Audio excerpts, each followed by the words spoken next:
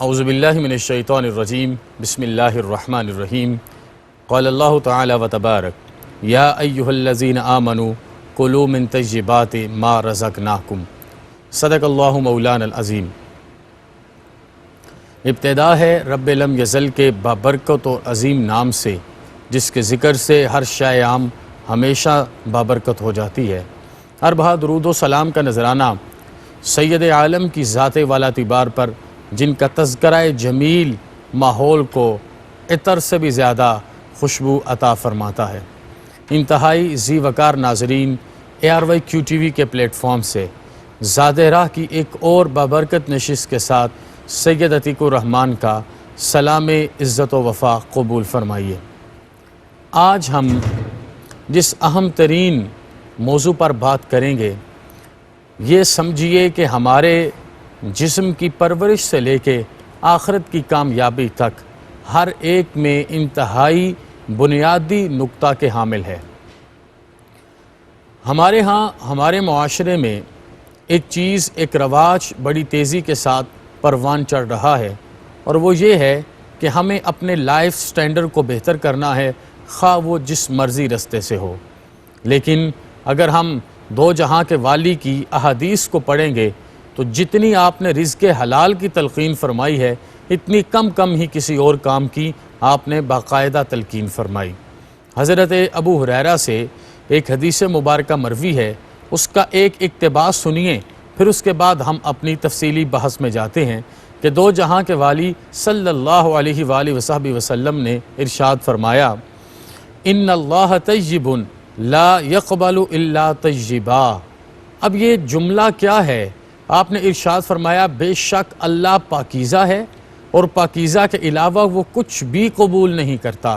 مطلب یہ کہ مال پاکیزہ ہو تو تب ہی اللہ کے نام پر قبول ہو سکتا ہے۔ یہ نہیں کہ آپ نے کوئی مسجد بنانی ہے تو آپ کوئی چوری کا انتظام کر کے، چوری کا پیسہ لا کے، کوئی ایسی حرام چیز بیچ کے اس کے پیسے اللہ کے رستے پر لگائیں اور آپ کے وہ قبول ہو جائیں۔ یہ بڑا باریک نقطہ ہے، اسے سمجھیے، اسے پرکھیے۔ اللہ کی جناب میں صرف وہی مال قبول ہوگا جو بالکل پاکیزہ ہے۔ حضور سید عالم صلی اللہ علیہ وسلم نے ارشاد فرمایا اسی حدیث مبارکہ میں، قرآن پاک کی آیات کو پڑھ کے، کہ اللہ پاک نے اپنے رسولوں کو بھی پاکیزہ کا ہی حکم ارشاد فرمایا اور مومنین کو بھی پاکیزہ رزق میں سے کہا، کھاؤ پیو اور پاکیزہ رزق کے ساتھ اپنے جسم کو پروان چڑھاؤ۔ آگے ہم بڑھ کے دیکھیں تو آپ نے ایک مثال دی ہے، اس ایلسٹریشن سے سمجھیے گا کہ مجھے اور آپ کو کتنی احتیاط کی ضرورت ہے۔ اور یہ ایک ایسا معاملہ ہے کہ اگر ہمارے جسم میں ایک لقمہ حلال کی جگہ ایک لقمہ حرام داخل ہو گیا، یقین کیجئے سید عالم نے ارشاد فرمایا ہے 40 دن تک کی عبادتیں قبول نہیں ہوں گی۔ مطلب ایک لقمہ کسی سے آپ نے چین چپٹ کے کھا لیا، حرام سورس سے آنے والا کھا لیا، اس کے بعد آپ نمازیں پڑھتے رہے، آپ ریاضتیں کرتے رہے، آپ عبادتیں کرتے رہے، حتیٰ کہ آپ اللہ کے گھر کا طواف کرتے رہے، کوئی بھی چیز قبول نہیں ہوگی۔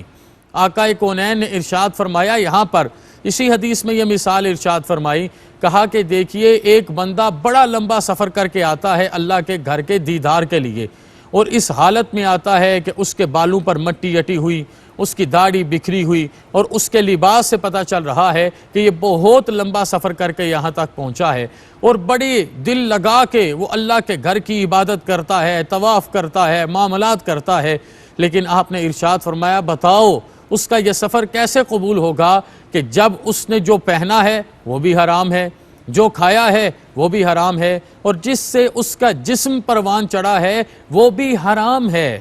تو اس صورت میں اتنی زیادہ مشقت بھی اللہ پاک قبول نہیں فرمائیں گے۔ اس لیے ہمیں بڑی احتیاط کرنی چاہیے، ہمیں لقمے کو پرکھنا ہے، پھر اس کے بعد کوئی معاملہ کرنا ہے۔ حضرت سیدنا صدیق اکبر رضی اللہ عنہ کی خدمت میں کسی بندے نے تھوڑا سا دودھ پیش کیا، آپ نے دودھ کو نوش فرمایا، لیکن بعد میں آپ کو پتا چلا کہ یہ دودھ جس جگہ سے لایا گیا ہے وہ سورس حلت کا نہیں ہے، تو ایک اشتباہ جب آپ کے سامنے آیا تو آپ نے کہہ کر کے اس دودھ کو اپنے جسم سے خارج کر دیا کہ یہ نہ ہو کہ یہ میرے جسم کا حصہ بن جائے اور میرے اوپر سلطان حسینہ نے جہاں کے حکم کے تمام تر معاملات مرتب ہو جائیں۔ اسی طرح اگر آپ تمام صحابہ کرام کی زندگیوں کو پڑھیں تو آپ نے ہمیشہ اپنے لیے حلال رزق کے انتظام میں محنت کی،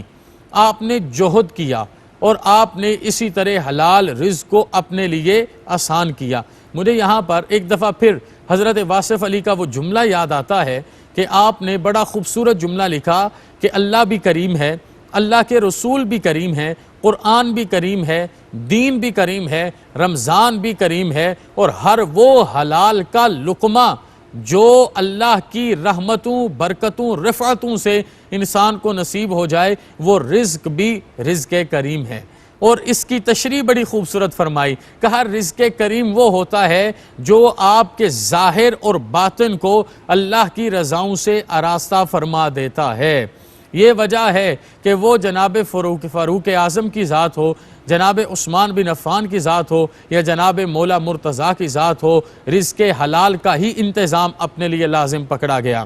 انتہائی ذی وقار بھائیو، سید عالم صلی اللہ علیہ وسلم نے بڑا خوبصورت ارشاد فرمایا کہ بغیر وضو کے نماز نہیں۔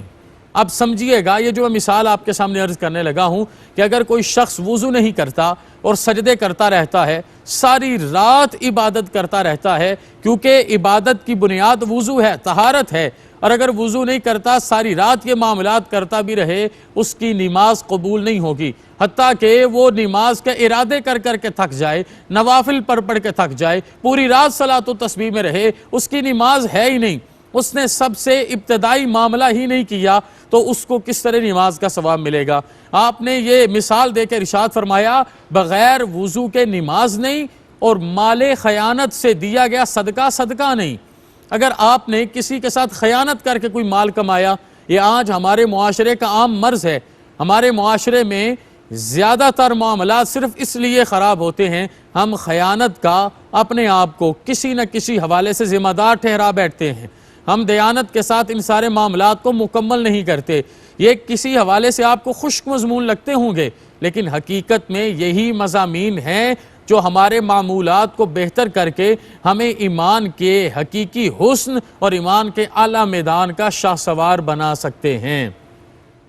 حضور سید عالم صلی اللہ علیہ وسلم کی اس حدیث کے بعد میں آپ کو بڑی خوبصورت بات سناتا ہوں حضرت امام اعظم ابو حنیفہ کی۔ حضرت امام اعظم ابو حنیفہ نے اپنا مال بیچنے کے لیے ایک تاجر کو بلایا اور اس کو بلا کے ارشاد فرمایا کہ میرے مال میں یہ جو 2 تھان ہیں ان میں عیب ہے،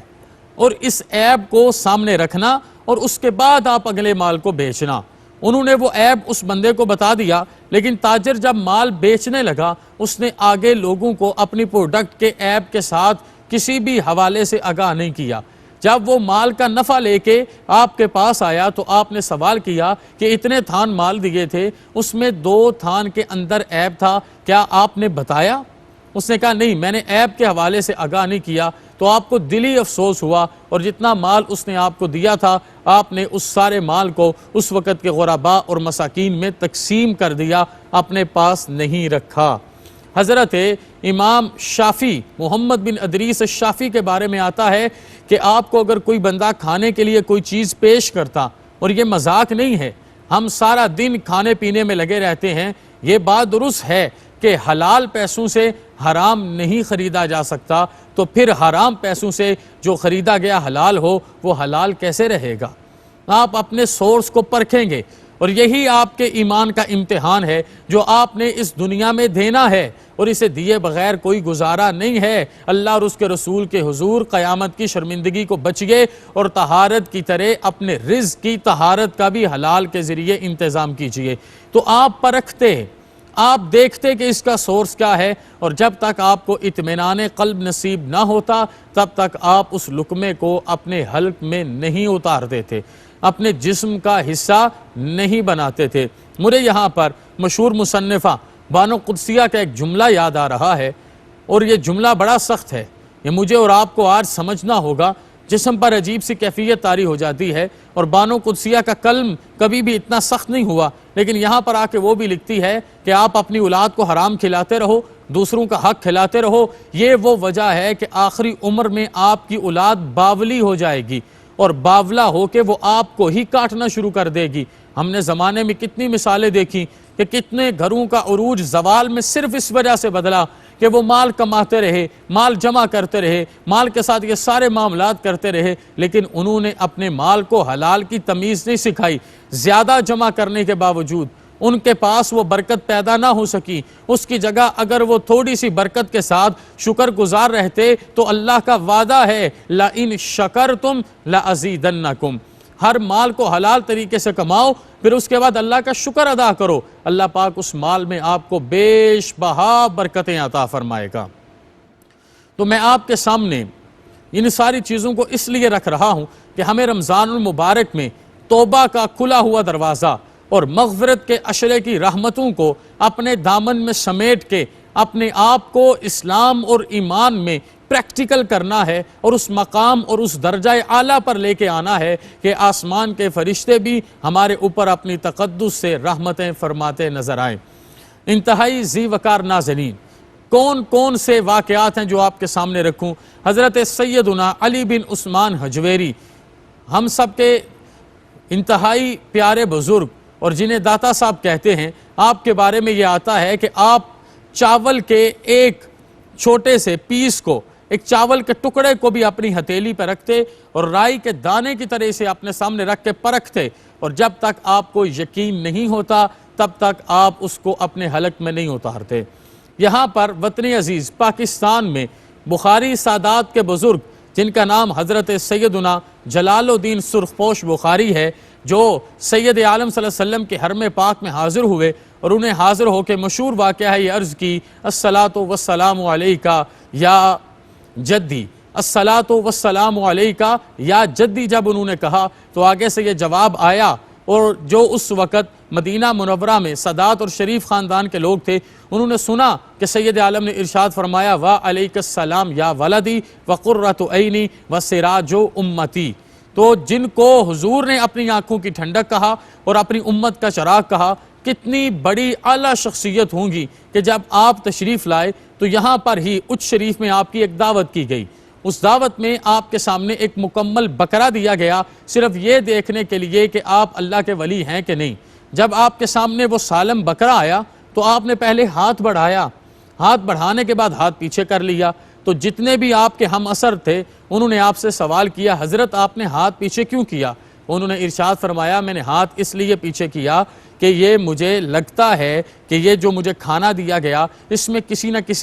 قسم کا کوئی فالٹ ہے، میں ایک وجہ سے اپنے ہاتھ کو پیچھے کر رہا ہوں۔ اور اب یہ دیکھیں ولایت کا کون سا درجہ اور احتیاط کا کون سا مقام ہے۔ پوچھا گیا حضرت آپ کو کیسے پتا چلا؟ یہ تو آپ کے سامنے پکا ہوا، بنا ہوا، کٹا ہوا رکھا گیا، آپ کو کیسے پتا چلا؟ کہا کہ اس وجہ سے میرا تقوی، میری طہارت، اور یہ ہے زیادہ راہ، میرا تقوی اور میری طہارت یہ کہتی ہے کہ جب بھی کسی کھانے کی طرف آپ کا نفس آپ کو متوجہ کرے،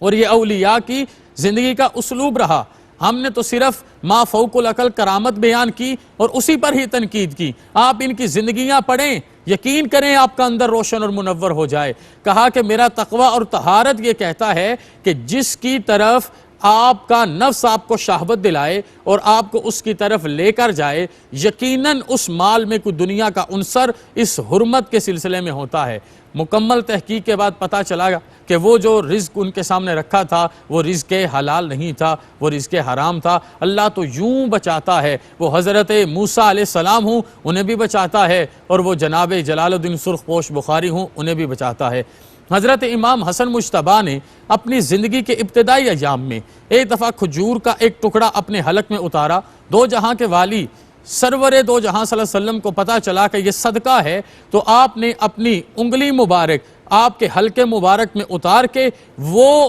کہہ کروا دی اور باہر نکال لیا، اور آپ کو وہ صدقہ جو سادات نہیں کھا سکتے اس سے محفوظ رکھا۔ اگر ہم حضور سیدنا عبد القادر جیلانی کے والد گرامی مرتبت حضرت سیدنا ابو صالح موسیٰ جنگی دوست کا واقعہ بھی پڑھے کہ آپ کو اللہ پاک نے کس طرح اس وقت کی فاطمہ کے ساتھ ملایا تو اس میں بھی یہی نظر آتا ہے کہ آپ نے ایک سیب کھا لیا تھا بغیر اجازت کے، حالانکہ وہ سیب بہتے ہوئے پانی میں آ رہا تھا اور شریعت کی رخصت بھی آپ کو میسر تھی، لیکن اس کے باوجود بھی آپ دوڑ کے گئے اور آپ نے کفارہ ادا کیا، مزدوری کی، تو اللہ پاک نے آپ کو وہ ساتھ عطا فرمایا جس کا قرآن پاک میں وعدہ ہے الطیبات للطیبین۔ اگر میں آسان الفاظ میں اس سارے مضمون کو آپ کے سامنے سمیٹوں، اگر باپ طیب ہوگا تو ماں بھی طیبہ ہوگی، اور جب باپ اور ماں طیب اور طیبہ ہوں گے، پھر ان نے جو رزق اولاد کو کھلایا ہوگا اس کے صدقے بیٹا بھی طیب ہوگا اور بیٹی بھی طیبہ ہوگی۔ ہو نہیں سکتا کہ آپ اللہ کی رضا کے لیے اپنے آپ کو طیب، طاہر اور مطہر رکھیں اور اللہ پاک اس سارے معاملے میں آپ پر خاص رحمتوں کا نزول نہیں فرمائیں۔ میں یہاں پر حضرت عبد الرحمن بن عوف، جن کو سرکار مدینہ صلی اللہ علیہ وآلہ وسلم نے تاجر الرحمن کا لقب عطا فرمایا، ان کی تجارت کے 4 اصول بتا کے رزق حلال کے حوالے سے اپنی گفتگو کو اختتام کی طرف لے کے جاتا ہوں۔ آپ کی تجارت کا پہلا اصول یہ تھا کہ آپ کسی بھی صورت میں ادھار نہیں لیتے تھے۔ آپ کی تجارت کا دوسرا اصول یہ تھا آپ کسی بھی صورت میں ادھار نہیں دیتے تھے۔ آپ کا تیسرا اصول یہ تھا آپ اپنی پروڈکٹ کا عیب نہیں چھپاتے تھے، اور آپ کا چوتھا اصول یہ تھا کہ آپ ذخیرہ اندوزی نہیں فرماتے تھے۔ یہ وجہ ہے کہ آپ کو تاجر الرحمن کا لقب اللہ کے نبی نے عطا فرمایا، اور حضور محبت سے بلا کے کہتے کہ تاجر الرحمن ہیں، اور ان کا رزق کتنا پاک ہوگا۔ اسی جملے پہ اختتام ہے کہ ان کا رزق کتنا پاک ہوگا کہ حضور سید عالم صلی اللہ علیہ وسلم نے ظاہری پردہ فرمانے سے پہلے آپ کو بلایا اور بلا کے ارشاد فرمایا، میں نے اپنی ازواج کو حکم دیا ہے کہ میرے بعد انہیں جس چیز کی بھی ضرورت ہو وہ آپ کو کہا کریں گی، اور اے عبد الرحمن، اے تاجر الرحمن، آپ ان کی خدمت کیا کرو گے۔ حضور کسی صورت بھی، یعنی حضرت امام حسن ایک ٹکڑا کھائیں حضور نکال لیں تو کس صورت میں ایک گندم کا دانہ آپ کے گھر میں حرمت میں جا سکتا ہے؟ یقیناً وہ خود بھی پاک تھے اور ان کا مال بھی پاک کرنے والا تھا، اور پاکیزہ مال جسم کی ساری ظاہری باطنی پلیدگیوں کو بالیدگیوں میں تبدیل کر دیتا ہے، اللہ کی رحمتوں میں لے جاتا ہے۔ یہی وجہ ہے آنکھوں میں حیا ہوتی ہے اور ہمیں غیرت ایمانی سے اللہ منور فرماتا ہے۔ اہم ترین موضوع پر گزارشات کو قبول کیجئے، میرے حق میں بھی دعا کیجئے۔ وما علینا الا البلاغ المبین۔